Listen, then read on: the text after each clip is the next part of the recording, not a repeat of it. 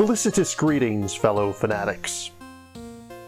Welcome back, everyone. I'm Fanatic, and today we're taking a look at CrossOver Roll for Initiative, a mixture between action RPG and match 3 puzzle gameplay by Gatoroo's Inc. and MicroProse. Without any further ado, let's dive in.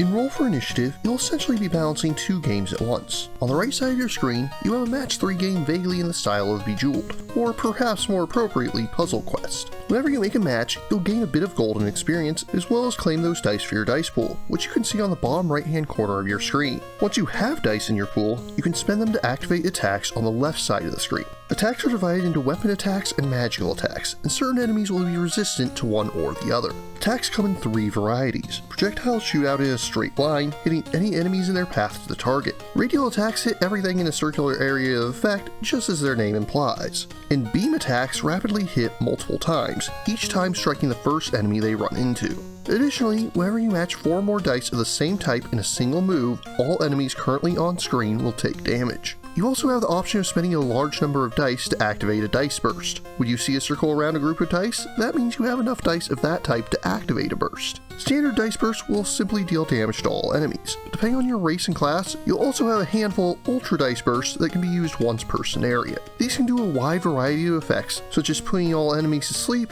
instantly giving you an influx of gold, healing you, or reducing cooldowns for the rest of the level. Once you've used an ultra dice burst, the dice burst for that type of die reverts to a standard dice burst for the rest of the level. As you may have already noticed, the left side of the board is an RPG character sheet, which you will literally have to defend from attackers. Your HP is the most important stat, as when it hits 0, you're dead and thus have lost the game. However, enemies will also attack other stats. They can attack your attributes to lower them, your weapons to remove them from your arsenal, your gold or your XP to lower your reserves of both, or your armor to make it easier to attack you. You'll have to do a balancing act of matching dice to build your pool up, then spending those dice as you rapidly try to defend your sheet. Things get especially difficult, you may even decide to use some limited use items or spend some of your gold to hire mercenaries, which will defend a given area for a short period of time. Mercs can't die, but they will leave once their contract has been fulfilled. Gameplay in Roll for Initiative is divided into 3 main modes, plus a minigame that feels almost like circular Space Invaders. But as for the main gameplay, you'll have Adventures in Calidor, a Tolkien-esque fantasy setting, and Gaia Universe, a space opera setting. Both are usable in all standard game modes as well as co-op. Gaia Universe changes the terminology at times. You have military companies rather than races, and you have personal weapons and tactical weapons rather than weapons and spells. But aside from these superficial changes, they play identically. In Endless Mode, it's just what it sounds like. You'll face off against increasingly difficult waves that simply don't stop until you die.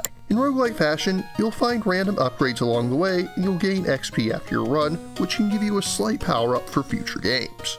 In campaign mode, however, you'll take on one of 7 campaigns of increasing difficulty. In each campaign, you'll start by building a character, choosing from 6 races and 6 classes. Depending on the individual campaign, the races and classes will be different. There will always be 6 of each. These will affect your starting stats as well as how many weapons, spells, and items you can equip.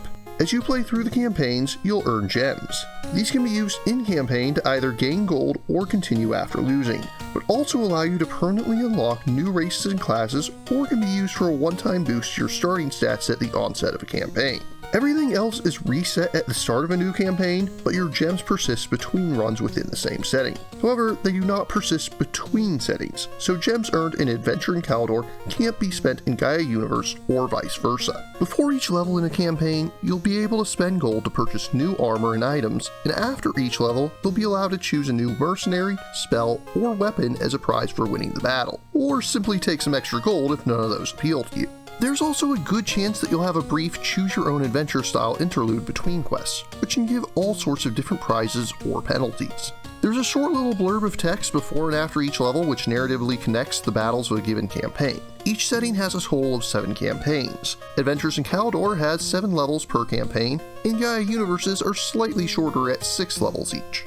The last major single-player mode is Dice Defense. Here, you won't have much direct control over the character sheet, and instead will effectively be playing a tower defense, using your dice in place of towers. D4 has the weakest attack, but also the widest range, and those trade-offs shift to the opposite direction where you eventually get to the D20s, which have the strongest attack, but the shortest range. Dice will fire automatically so long as you have the matching type of die available in your dice pool. While you can't directly attack, you'll still have access to dice bursts, and will likewise still deal damage to all enemies when matching 4 kind or more. You'll still gain gold, but instead of mercenaries, you'll use this to upgrade your dice, granting them additional attack power, speed, or even allowing them to inflict status ailments on enemies. Like Endless mode, this will simply get harder and harder until you eventually lose, but you'll also gain XP in this mode, which gives you a bit of starting gold as you level, as well as lets you choose a die to give a minor damage boost to.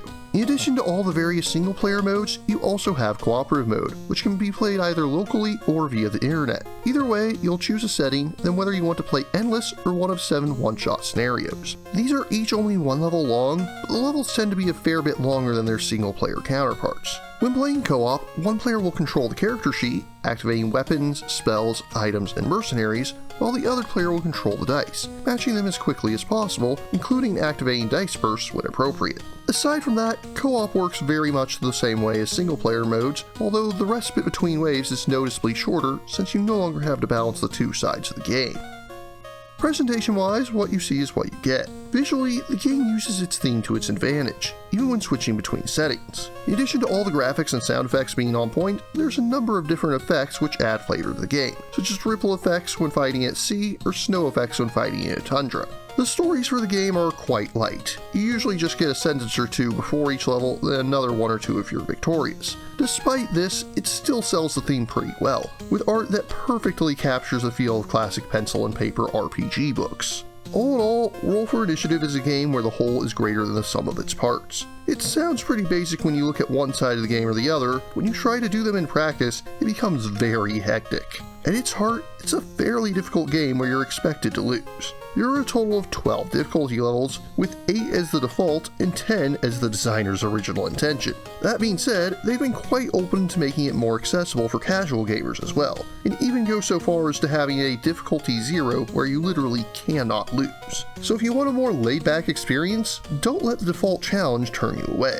As for myself, I played on difficulty 10 and got through all the adventures in Caldor, plus the first few campaigns of Gaia Universe thus far, and I've definitely enjoyed what I've seen. It's crazy, hectic, and chaotic in all the right ways. I do wish that there was more control over character building, and I would have preferred a smaller number of longer campaigns where I could level a single character over the course of a longer adventure, instead of creating new characters for a number of bite-sized campaigns. But despite this, I did enjoy the experience all the same. And there is quite a bit of content here. The campaign modes have about 90 levels, then there's endless, dice defense, and co-op modes as well. It's a very unique experience that blends familiar concepts in a way that doesn't really have a direct competitor out there. The closest things to it are Battle Chef Brigade, Puzzle Quest, and the Star Jewel minigame in the StarCraft II arcade. But even those are wildly different experiences from Roll for Initiative, or even from each other for that matter. If you enjoy RPGs and unique experiences in gaming, definitely give this one a try.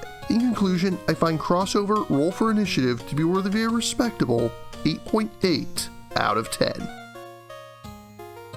Roll for Initiative is currently available for PC via Steam. If you're interested in purchasing or learning more, links are included in the description. But what about you? What do you think of Roll for Initiative? What unlikely genre hybrids have impressed you? If you have any questions, remarks, or opposing points of view, leave them in the comments down below. And don't forget to like, share, subscribe, and ring that bell. And if you really enjoy my work, please consider funding my channel on Patreon. Until next time, farewell, fellow fanatics.